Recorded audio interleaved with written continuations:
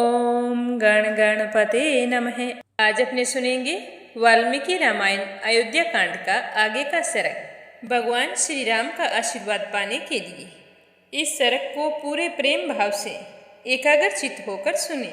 बोलो गणेश भगवान की जय हो। बोलो सियावर रामचंद्र भगवान की जय हो। हनुमान जी बाबा की जय हो। श्री राम दरबार की जय हो। जब सुमंतर ने श्री राम का सुंदर भवन देखा, जो कैलाश पर्वत के समान श्वेत प्रभा से प्रकाशित हो रहा था, वह इंद्र भवन के समान दीप्तिमान था। उसका फाटक विशाल किवाड़ों से बंद था और उसके भीतर एक छोटा सा द्वार खुलता था। सैकड़ों वेदिकाएं उस भवन की शोभा बढ़ा रही थी। उसका मुख्य अग्रभाग सोने की देव प्रतिमाओं से अलंकृत था। उसके बाहर फाटक में मणि और मूंगे जड़े हुए थे। वह सारा भवन शरद ऋतु के बादलों की भांति श्वेत कांति से युक्त, दीप्तिमान और मेरु पर्वत की कंदरा के समान शोभायमान था। स्वर्ण निर्मित पुष्पों की मालाओं के बीच पिरोई हुई बहुमूल्य मणियों से वह भवन सजाया गया था। दीवारों में जड़ी हुई मणियों से व्याप्त होकर जगमगा रहा था। चंदन और अगर की खुशबू वहाँ की शोभा बढ़ा रहे थे। वह भवन मल्याचल के समीपवर्ती दरदुर नामक चंदनगिरी शिखर की भांति सब ओर से मनोहर सुगंध बिखेर रहा था। कलरव करते हुए सारस और मयूर आदि पक्षी उसकी शोभा और अधिक बढ़ा रहे थे। और वहाँ पर भेड़ियों की मूर्तियाँ सोने की बनी हुई थी। शिल्पियों ने वहाँ की दीवारों में बड़ी सुंदर नक्काशी की थी। वह अपनी उत्कृष्ट शोभा से समस्त प्राणियों के मन और नेत्रों को आकृष्ट कर लेता था।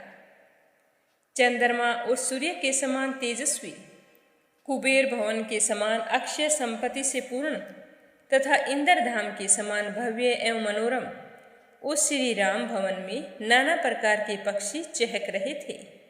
सुमंतर ने देखा कि श्री राम का महल मेरु पर्वत की भांति शोभा पा रहा है और वहाँ पर असंख्य मनुष्य खड़े थे, जो हाथ जोड़कर श्री राम की वंदना कर रहे थे। तरह तरह के उपहार लेकर सारे नागरिक वहाँ पर पहुँच गए थे। श्री राम के अभिषेक के समाचार से सबके चेहरे खिले हुए थे और वे उस उत्सव को देखने के लिए बड़े ही ललायत थे। उन सब की उपस्थिति से भवन की शोभा और भी अधिक बढ़ रही थी। वह विशाल राजभवन महान मेघखंड के समान ऊंचा और सुंदर शोभा से संपन्न था। उसकी दीवारों में नाना प्रकार के रत्न जड़े गए थे और कुबड़े सेवकों से वह भरा हुआ था। इस तरह इधर उधर की शोभा देखते हुए बड़े ही प्रसन्नचित मन से सुमंतर श्री राम के भवन के पास जा पहुँचे। उत्तम वस्तुओं को प्राप्त करने के अधिकारी श्री राम का वह महान समृद्धशाली विशाल भवन बहुत ही सुंदर दिखाई दे रहा था। हिरण कुलांचे भर रहे थे, मयूर नाच रहे थे। वहां पहुंचकर सुमंतर के शरीर में खुशी की लहर सी दौड़ गई और वो अत्यधिक रोमांचित हो उठे। वहां कैलाश और स्वर्ग के समान दिव्य शोभा से युक्त सुंदर सजी हुई अनेक दहलीजों को लांघकर श्री राम की आज्ञा में चलने वाले बहुतेरे श्रेष्ठ मनुष्यों को बीच में छोड़ते हुए रथ सहित सुमंतर अंतःपुर के द्वार तक पहुंच गए और देखा कि वहां पर लोग श्री राम के ही अभिषेक की बातें कर रहे हैं और बड़े ही खुश दिखाई दे रहे हैं। वे सारे के सारे श्री राम की ओर से मंगल कामना कर रहे थे। उन सब लोगों को आज से पहले इतना खुश कभी नहीं देखा था। उन्हें देखकर सुमंतर भी बड़े ही खुश हो रहे थे। राजभवन के द्वार पर पहुंचकर सुमंतर ने देखा कि श्री राम की वंदना के लिए सारे नागरिक हाथ जोड़े खड़े हैं और अपनी सवारियों से उतरकर हाथ जोड़े खड़े हैं और उनके पास तरह तरह के उपहार भी हैं। तभी सुमंतर ने देखा कि शत्रुंजय नामक विशालकाय गजराज खड़ा है, जो भगवान श्री राम की सवारी है। वह मेघ से युक्त पर्वत के समान प्रतीत हो रहा था। उसके गंड स्थल से मद की धारा बह रही थी। वह अंकुश से काबू में आने वाला नहीं था। उसका वेग दुश्मनों के लिए बड़ा ही असहाय था। उसका जैसा नाम था वैसा ही उसका गुण भी था। उन्होंने वहाँ राजा के परम प्रिय मुख्य मंत्रियों को भी एक साथ उपस्थित देखा, जो सुंदर वस्त्र आभूषणों से विभूषित थे और घोड़े, रथ तथा हाथियों के साथ वहाँ पर आए हुए थे। तो सुमंतर ने उन सबको एक ओर हटाकर स्वयं श्री राम के समृद्धिशाली अंतःपुर में प्रवेश किया और फिर महल की एकांत कक्षा में जा पहुँचे, जहाँ पर भीड़ बिल्कुल भी नहीं थी। वहाँ श्री राम के चरणों में अनुराग रखने वाले, एकाग्रचित्त और हर समय सावधान रहने वाले युवक धनुष आदि लेकर खड़े हुए थे।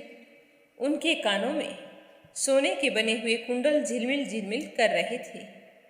उस ड्योढ़ी में सुमंतर को गेरुआ वस्त्र पहने और हाथ में छड़ी लिए वस्त्र आभूषणों से अलंकृत बहुत से वृद्ध पुरुष बड़ी सावधानी के साथ द्वार पर बैठे हुए दिखाई दिए, जो अंतःपुर की स्त्रियों के रक्षक थे।